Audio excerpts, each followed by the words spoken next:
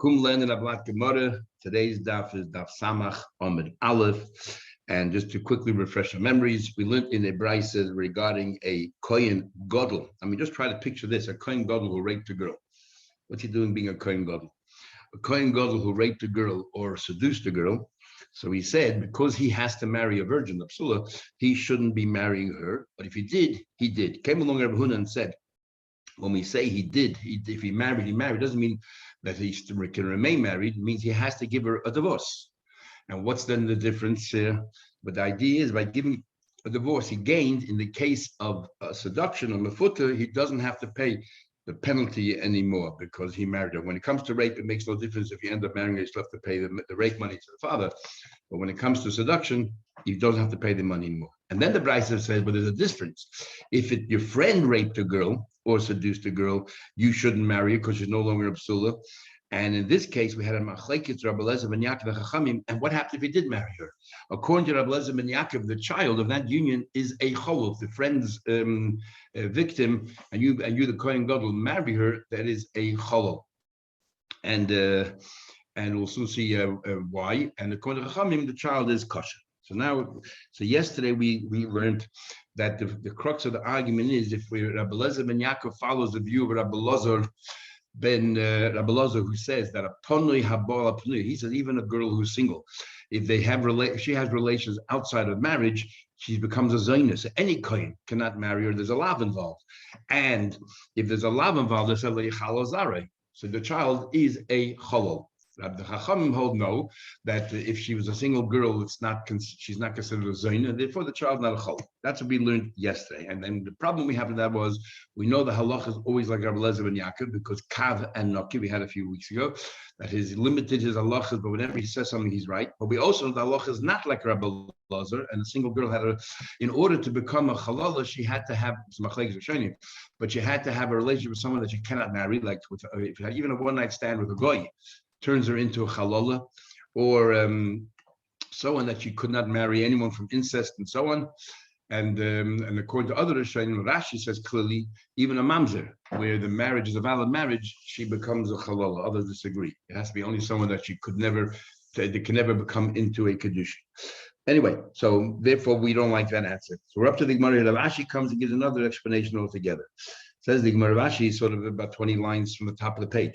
Rav Ashi said, I'll give you another explanation as to what is machlekes Rabbi Eliezer ben Yaakov and the Chachamim. Rav Ashi says, you know what the machlekes is? We don't agree with Rabbi Eliezer. There's no lav of lo yechalal over here because she's not a zoina. So why did Rabbi Eliezer ben Yaakov say that the child is a chalal? If the Kohen Hedyot, the Kohen Gadol, marries, right, I'm talking about Kohen Gadol, the Kohen Gadol marries the victim of his friend, according to Rabbi Yaakov, the child is a chalal. Why?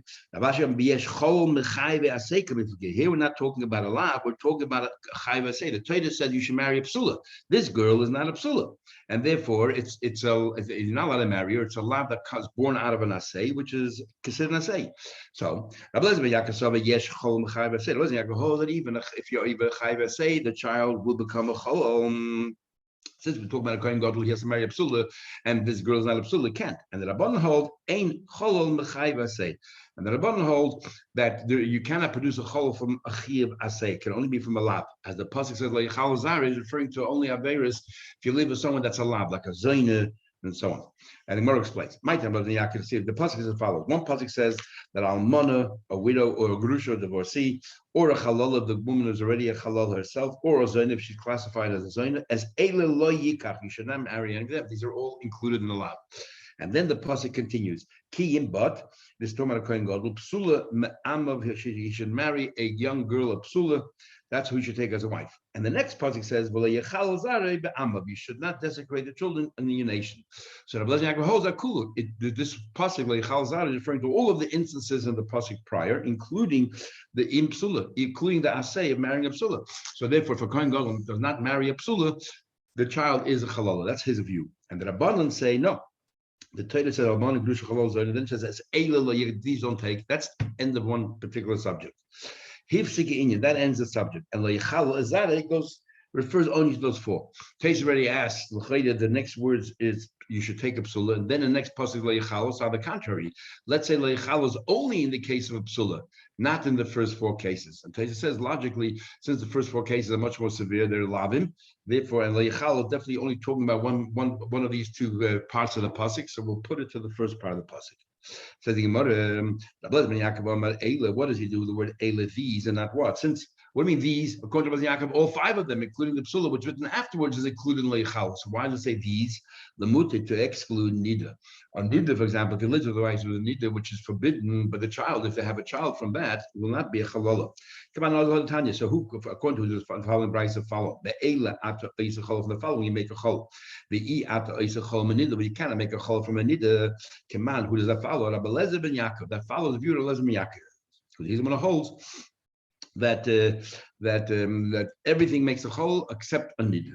But Rabbi ben Yaakov, it's still difficulty since all of them are included in leichal, and Eile comes to exclude nida. Why put it right in the middle of the pasuk? Wait till you finish the positive part as well about only marry a psula, and then throw it in. Rabbi ben Yaakov, nichtav Eile b'seif. Why don't you put Eile all the way at the end? Kasha, that is a problem. Now the Gemara continues a new subject. It says in the pasuk that a kohen can only a kohen headed can only mitamik to 7 relatives. And when it comes to a sister, the pasuk says which sister can he defile himself to? It says in the pasuk only if she's a psula. That means she hasn't yet. She's a virgin. Hakroiva, that is close a love to him. So we're saying psula is coming to limit and not something else. And then Kreva is coming to add, and Elav is coming to add close to him. We'll soon see exactly what we're referring to. And then the pasuk says, "Ashalahoisel ish was never married or never had involvement with another person. Lo yitma to her, you should be metamis." So we're going to dash from this pasuk an interesting machlekes as to what kind of sister he can be. Because once she's married, her husband takes care of her, and her brother cannot attend that levaya. So we're going to have an interesting machlekes. Meir and Rabbi Yehuda, usually they argue, in this case, they both agree that we say metamila. What happens if a sister was engaged to a man, but she never consummated the marriage? In other words, she's still a psula, but she's engaged to another man. So Meir and Rabbi Yehuda say, in this case, the brother still goes to the levaya. And Rabbi Yosi and Rabbi Shimon, there in this thing, Rabbi Yosi agrees with Rabbi Shimon. They say ain't metamila. Nope. That once she's engaged to another man, she's under the influence of another man, the brother no longer is able to attend the levaya. That's one part of it. Next part, whether they all agree, anusa mefut, if his sister was raped or was a victim of rape, or she was seduced, so the fact that she's no longer a psula, then David Hakel ein metamla. Everyone agree that what? That you cannot attend the funeral. Next thing, argue again. Umukas eitz, which we had recently. Mukas eitz is that she lost her virginity, but not through a human relationship, but because she was hit by a snake or whatever. The mukas eitz. In fact, we're looking more ksubas about a mukas eitz, whether she loses part of the value of the ksuba, and that is why many girls don't go horse riding, because it causes them to lose their psulim, their hymen. Umukas eitz, or they don't do aerobics, heavy aerobics. Ein, we'll talk about it more in ksubas. Mukas ein metamila. A mukas eitz. Also, even though she never got married to a person, but she lost her virginity because of something outside, the din is, according to Rav Shimon, he holds the brother does not attend the funeral. Everyone else disagrees, including Rabbi Yosi. Rabbi Yosi, who agreed with Rav Shimon before regarding a sister in Arusa that you don't go, but it comes to Mukas Eitz, Rabbi Yosi says, yes, you will go to the funeral, and Rav Shimon now is a lone opinion and says you don't. And what's his logic? Shimon says, Shimon says that a girl who is able to marry a kohen gadol, mitamila, the brother can still be mitamita. She's no longer suitable for kohen gadol. And if you remember that Shimon learned a few days ago, that Shimon holds that a mukas eitz is also forbidden to kohen gadol, because the way we learned psula and all that, ain't mitamila. So therefore, the brother cannot go to her levaya. Then the next thing we say, everyone agrees with Boigedes, that the girl is over 12 and a half, so she also lost sort of her psulim, but not because of a relationship or anything else. Then, according to everybody, metamela, divrei kol adam. Interesting expression here, divrei kol adam. That means all these opinions will argue, but they all agree. In this case, that a Boigedes, the brother goes to the levaya. Now we're going to explain each opinion. So my time with Rabbi Meir, Rabbi Yehuda. First, let's start with Rabbi Yehuda. Why do they say that a brother, the sister who's engaged, they could attend the levaya? The Dosha Hachnisa, how they dash in the pasuk. It says the sister who's a psula. comes to tell you prat, what a psula, not what prat. So the first thing it comes to exclude anusa umbefuta. So a victim, a rape victim, umbefuta, seduction. Then obviously she's no longer psula. You don't intend levaya. Yochel, I would have thought, and you might have mukazait. So I should also include a mukazait, the fact that she's no longer a psula, right? Doesn't matter why, but she lost her virginity. Tamalaymer, therefore it says in the pasuk, ash, it stipulates ashaloi haisel ish. Which virginity are we concerned about if it's as a result of relations with a man? But a mukazait is a natural causes, and therefore it's not included. And therefore you could go to her levaya. You could a mitzvah to mitamet her. Me shahaviyase de ish, if it occurred by a person. Yatsa zush, I know they just didn't happen because of a person. Then the pasuk says hakreva, the psula, but it's close. What is the pasuk coming to add? It's coming to sort of another girl that you can also be mitamet. Lerabba, so therefore they say what's it coming to include? Arus, your sister, even though she has dealings with a man, but since he was only engaged, so nothing happened, there was no intimate relations. Therefore, to this sister, you should also be mitamet. Because otherwise we would have excluded her. Because in this case, you can argue she has some kind of relations to a man. Therefore, that says hakreva comes to hakreva close. Since she's close to you, she's your sister. Even though she does have a relationship with another man, because nothing's consummated, you can go mitameter. Elov, what it says, Elov is lerabbeis habegeres. Elov is coming to be, and that's another Elov again. It's another permission to expand that is to be marba begeres. This girl also lost a psulim, but not the result of another person. She just became an adult. She's over 12 and a half years old. Also, you're mitami. So hakreiv and Elov both are coming to expand the het. So that's what. So the only thing they exclude is an anusa and a mafuta, but everything else. Your sister's engaged, a mukazait, or a bageres. All of these cases, according to Rabbi Shimon, you go ahead and you can metame, and according to Rabbi Yossi, at least a mukazait can metame. Okay, well, he disagrees is if she's engaged to another man. So you want to ask a question. Why, in fact, according to Rameir, why do we need a posse based on what we learned a few days ago? Rameir said, we had before, it says psula, then psuleha, then it says bipsuleha. So Rameir said, the word psula on its own is afilu mixed psula mash. Rameir holds the word psula on its own includes a begeres, even if she only retained some of virginity, is included. That's why it says psuleha comes to change that. And and to limit it, but otherwise the word psul someone could get it. So automatically we know that you said in the pasuk that achaysa hapsuli, system psul according to May. If you read it correctly, it means that even if she only has part psulin, that means even if she's a begeres, you should go to the 10 levaya. So why do you need a pasuk to tell you to include a begeres?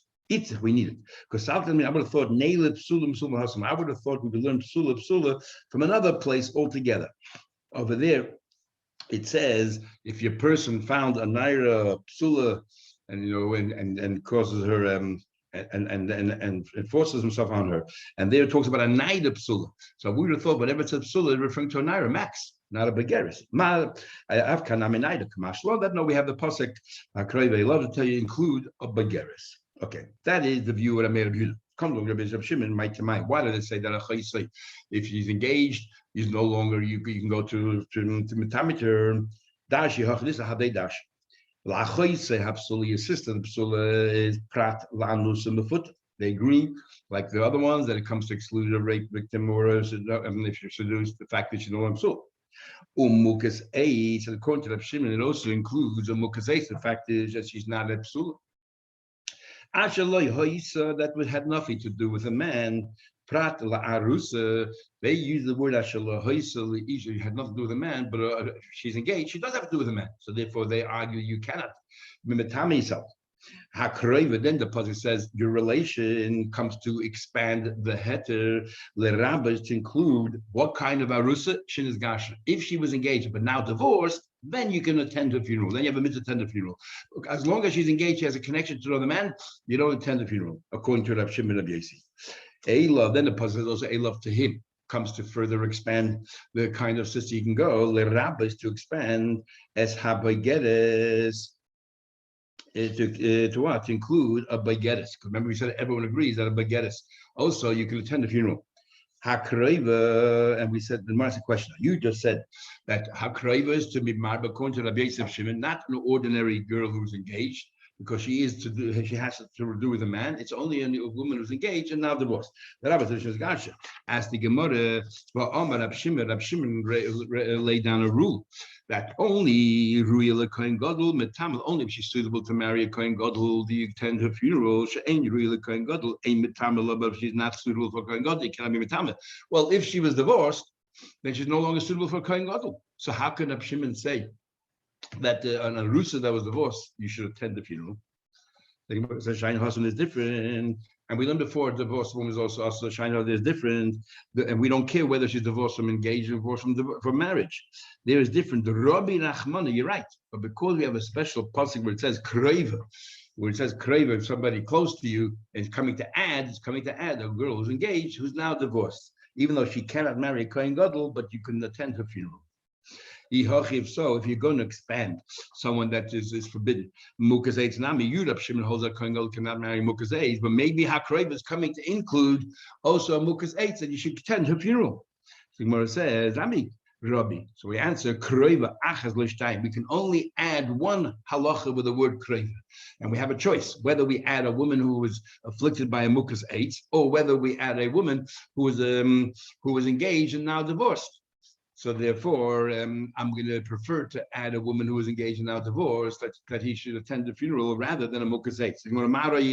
Why did you find out? Maybe the other way around. Maybe you should add a Mukas Eitz and not someone who's divorced. Says in the case of engaged and divorced, nothing really happened. She's just engaged, it's totally periphery, and nothing to do with her personally. So therefore, he can attend the funeral because she didn't change. A Mukas Eitz, her physiology's changed. She lost the psulim. So therefore, that to us, that's much worse. And that girl, you should not attend her funeral. Says Rabbi Yasi. Now it's clear. Rabbi Yasi did not agree with Rabbi Shimon when it came to Mukas Eitz. Rabbi Yasi made a shafkel about Zuzah. He says Rabbi Yasi is no longer mentioned together, but Rabbi Shimon, he left behind his mate. He left behind his partner, Rabbi Shimon. They cloud the Mukas Eitz. When it comes to Mukas Eitz, Kirameya Sirle. When it comes to Mukas Eitz, he gives Rameya what that he could attend a funeral. But where does he learn it from? Minole. Where does he learn it from? So when I answer Mallah Hishli, turn the pasuk, if he had nothing to do with a person, like Rameya said, nothing to do with a person. And Mukas Eitz has nothing to do with a person. Just because she lost virginity, it's not a result of relations with a person. But the problem is, well, I think you already used it for something else. About an arusa, you use that if she was engaged, so you have something to do with the person, you don't attend the funeral. How can you use the same word the teacher also? But a Mukas Eitz is permitted. Says the Gemara, chad mivlahaisa v'chad milish. You take the word lahaisa lish and breaks up into two parts. Lahaisa, he had no connection to a man, and therefore an arusa, an engaged person, did. And liish, you can say what this didn't cover a man, but it's a Mukas Eitz, and therefore it's permitted. Love, you said that, and then we all agreed that word love to him. Let rabbis habageres and tell you that want to expand the sister, and if she's an adult, you still attend the funeral. But Rab Shimon said before that whenever it says the word psula means psula shlema, which means what? That then habageres is excluded. So how can over here you tell me that you can go to the funeral of a begettes when the pasuk says you should go to Achoise Hapsula? And according to Shimon, the literal meaning of psula means that she has all of she retained all of her psulim. She's not a begettes. Says Gemara, you're right. Time with the nami then you're right. In fact, where does he learn that from? From right here. Since he dashes over here that a begeres is no good, then he goes back to the word psula. So what does psula mean? Psula must mean that all of your psulim you have retained and not a begeres. In fact, this is where he learns it from. Once we've established that you don't, the elav, since we need the word elav to tell you that a begeres you do go. Had it not been for elav, we would have thought you would not attend if you go begeres. Why not? Because it said psula. Must be that the word psula itself means a girl that is still a naira and not a begeres. Miklal, the psula shleima mashma has to be complete. Tani, we learned a new subject now, and we'll talk more about it in Mitzvah Shabbos. Tani, we learned. Shimon Yochai says, "A giyedis pchusa." You know that a kohen cannot marry a giyedis, and in fact, there's a big machlekes is showing you why a kohen cannot marry a giyedis. And maybe we'll talk more about it in Mitzvah Shabbos. Shimon Yochai said, and it's very important, has ramifications in halach. Shimon Yochai says, if this giyedis is pchusa b'bal shalosh, she became a giyedis under 3 years old, which means she didn't really have any relations. Is ksheira lekuna. A kohen, according to Shimon Yochai, is allowed to marry a girl under 3 years old if she converted them. Remember, it says, how do I know that? What says the pasuk by Midian when they were giving instructions what they should do with all the people in Midian? It says over there, the whole taf benoshim, all the youngsters amongst the women, yodu mishkav zacha that had no relations, is what hachayu lachem. You should let them live. And Pinchas is one of the warriors there. So we see that we're understanding that means that you can marry them. So we see that a kohen is allowed to marry these geirison who are under 3 years old. But Rabban who argue with Rab Shimon ben Yochai, and they hold that a kohen cannot marry a geiris even if she's under 3. What do they do with this pasuk? Hachaya, let them live. For what purpose? La'avadim u'l'shvachos, for slaves and for maids, not to marry them. If so. According to Rab Shimon, the main thing is whether they had marital relations or not. What's to do with 3 years old, even 10 years old, 20 years old? If they never had marital relations, Kohen should be able to marry them. Because, and the way Rashi learns and the way Gemara seems to be learning is, we'll learn those are shining. The problem with the Geirus is that we classify them as a zoyna. And a Kohen is not allowed to marry a zoyna. We assume that all Goyim had marital relations. So the question is, if the whole vart is zoyna, and Rabbi Shimon Yochai says that we're going to look at each woman and decide whether she's a zoyna or not. So what's it? Why is it cut off age 3? Any age. There's a Gemara, Nami Kid Rav Huna, because this follows the view of Rav Huna. What's Rav Huna? Rav Huna says there seems to be a contradiction between two psukim. See, in one pasuk it says, "Kol isha yedas ish lemishkav zachar haraygu," that he said any woman that had relations with a man, you have to kill them. So in other words, the criteria is whether they had relations or not. Ha'ena yedas, if they had no relations, kind of let them live.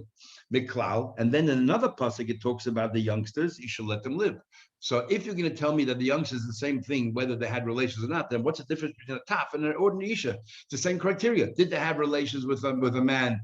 Then she's a zoyna, you cannot marry her. And if you had no relations, then a kohen could marry her, a geiris. So why does it have two different? There must be a difference between a taf and an ordinary isha.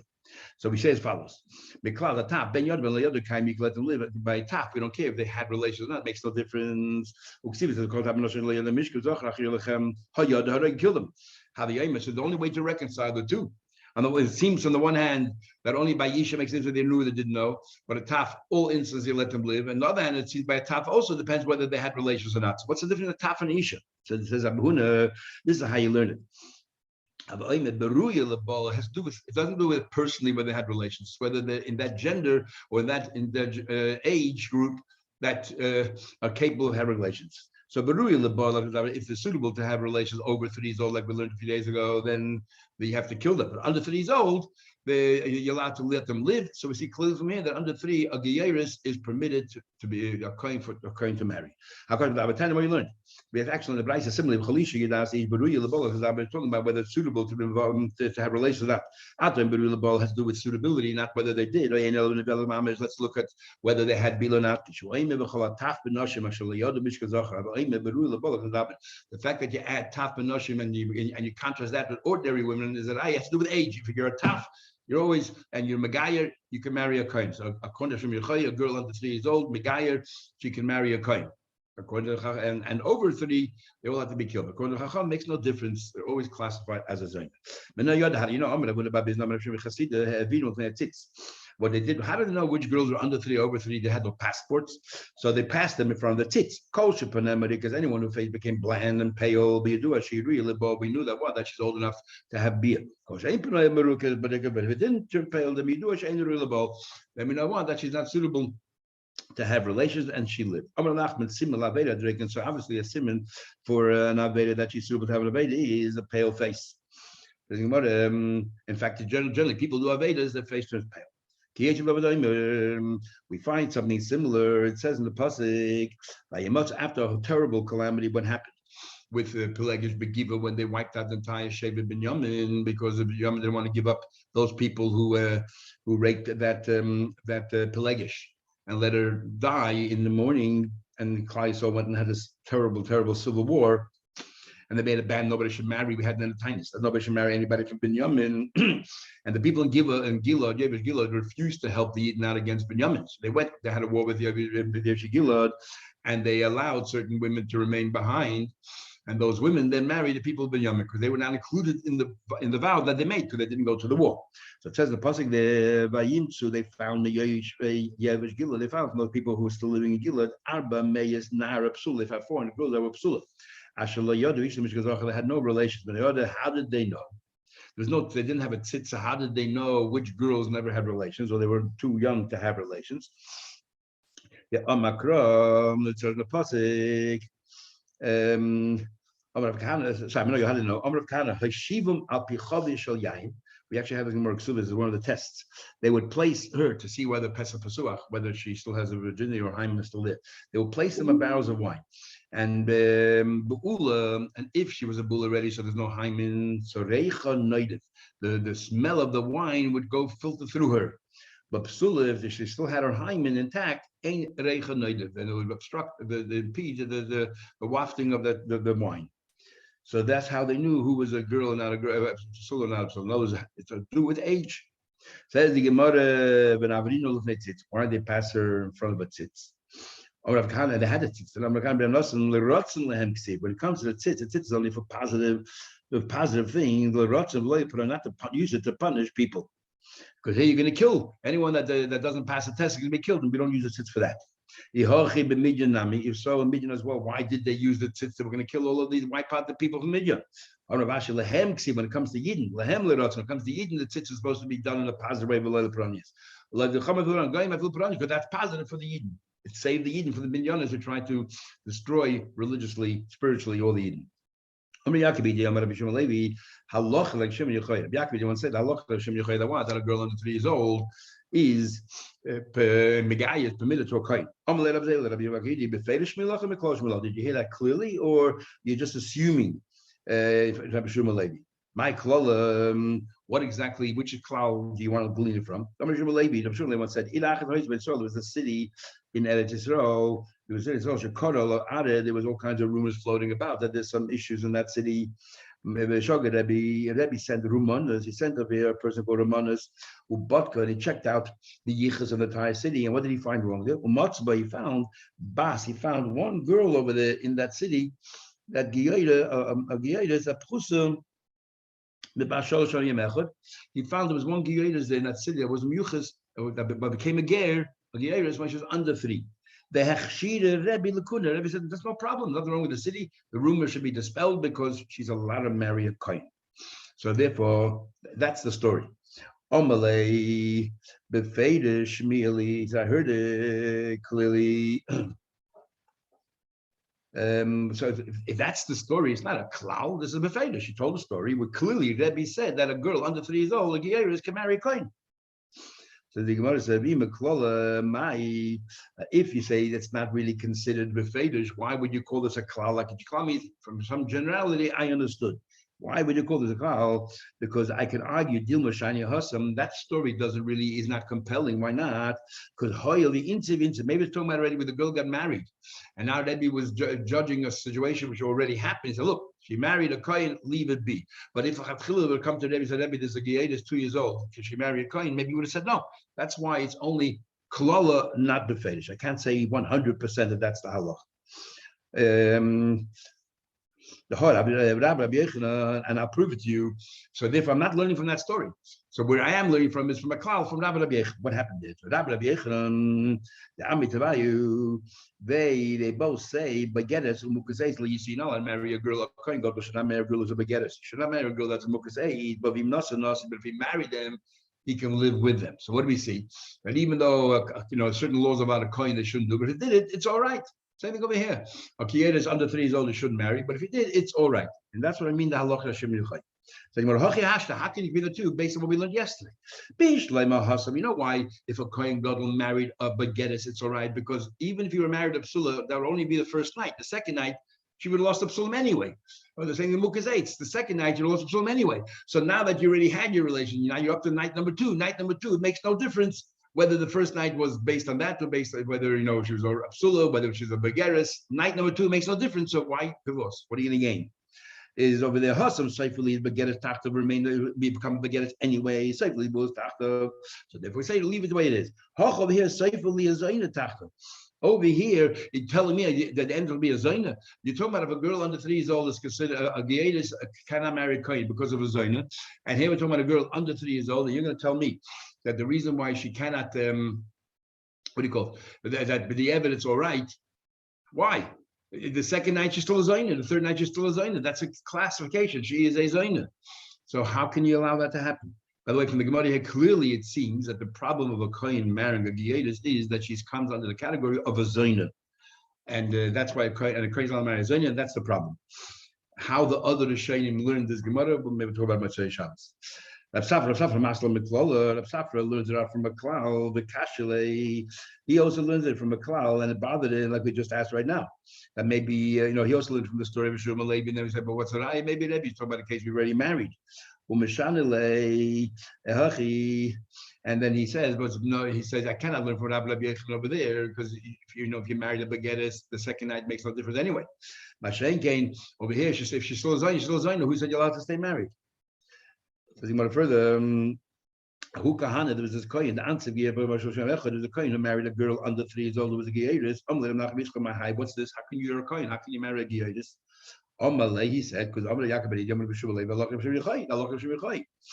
Omalei, so he said to him, Zil apik, I want you to go and leave her. If not, I will remove Rabbi Yaakov bar Idi from your ears. In other words, you are not allowed to. You're not allowed to marry. What do you call a geirus, even though she's under 3 years old? The halacha is that you're not allowed to marry geirus even under 3 years old. Okay, we'll resume Shabbos. I'm going to tell you Shabbos.